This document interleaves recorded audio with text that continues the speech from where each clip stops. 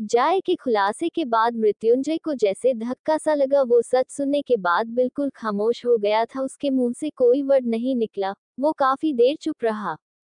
दूसरी तरफ मृत्युंजय के शांत खड़े रहने के काफी देर बाद रोहित ने धीरे से कहा, जय, मेरे ख्याल से अब इसको लेके चलना चाहिए हमें। मृत्युंजय जो बिल्कुल शांत हो गया था, रोहित के काफी देर तक इंतजार करने के बाद बोला, हम।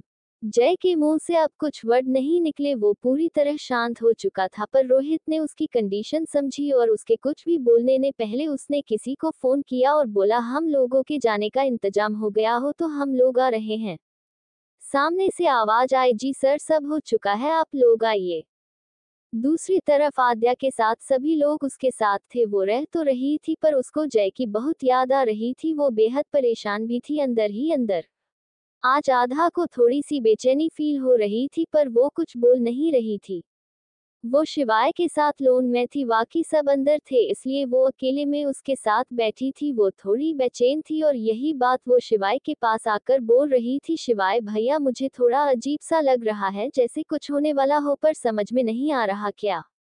वो यही सब जय के साथ बैठकर बातें कर रही थी कि तभी एक पुलिस की गाड़ी सायरन बजाती हुई घर के अंदर एंटर हुई।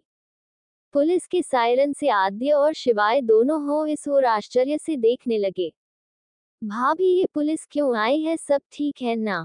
शिवाय ने परेशानी के भाव के साथ आद्या को देखते हुए कहा, जो उसे हो देख रही थी। आद्या और जय कुछ समझते उससे पहले ही पुलिस वाले लॉन में बैठी आद्या के पास आकर बोले, आप मिस आद्या हो? आधा ने थोड़ा डरते हुए कहा, जी हाँ मैं ही हूँ, पर हुआ क्या है?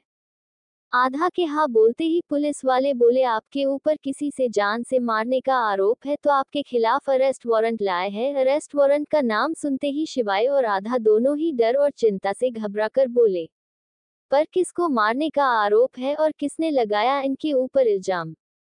शिवाय और आद्या के किसी भी सवाल का जवाब दिए बिना बोले, सारी बातें पुलिस स्टेशन में होगी, अभी आपको हमारे साथ चलना होगा। पुलिस वालों ने आद्या और शिवाय को कुछ भी जवाब दिए बिना आद्या को अपने साथ ले गए। शिवाय चिल्लाने लगा, तभी सब लोग बाहर आए।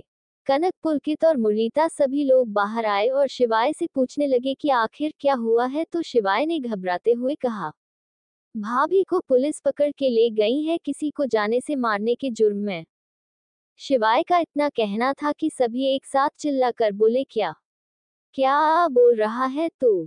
ओ नो, ये तो बहुत बड़ी गड़बड़ हो गई, अब भाई को क्या कहेंगे, और भाई तो हम सबको छोड़ेंगे नहीं, सभी डरते हुए कहा। Fearful face, fearful face. Mudita थोड़ा परेशान होकर शांति से बोली, लिसन गाइज, हमको जल्दी से जल्दी डैड और दादू और बाकी सबको बताना होगा, और भाई को बताने की जिसमें हिम्मत हो वो बता दे। आद्या ने चिंता करते हुए कहा। मुरीता की बात पर सभी लोग बोले, भाई को तो हम नहीं बता सकते, पर घर फोन करते हैं। ऐसा कहके शिवाय ने अपने डेड को फोन लगाया और घबराते हुए कहा, डेड, प्रॉब्लम हो गई, भाभी को पुलिस पकड़ कर ले गई, और इसके बाद सारी बात बता दी। मृत्युंजय के डेड बोले, क्या? ये सब कैसे? फिर रुक कर बोले, तुम लोग चिंता मत करो और घर पहुंचो, मैं और तेरे चाचू तुम्हारे दादू के साथ जाते हैं पुलिस स्टेशन पर, उससे पहले सभी घर आओ, वहां बात करके ही हम पुलिस स्टेशन जाएंगे। ऐसा कह के उन्होंने फोन रख दिया। सब लोग घर आ चुके थे। दादी और मीरा जी दोनों ही बहुत परेशान हो गए थी सच सुनकर। वही जय के डेड भी वहां आ गए। वो आते ही बोले, हाँ बच्चों, क्या हुआ था, अब बताओ, क्यों किया है आद्या बेटा को अरेस्ट और किसने की उसके खिलाफ कंप्लेन?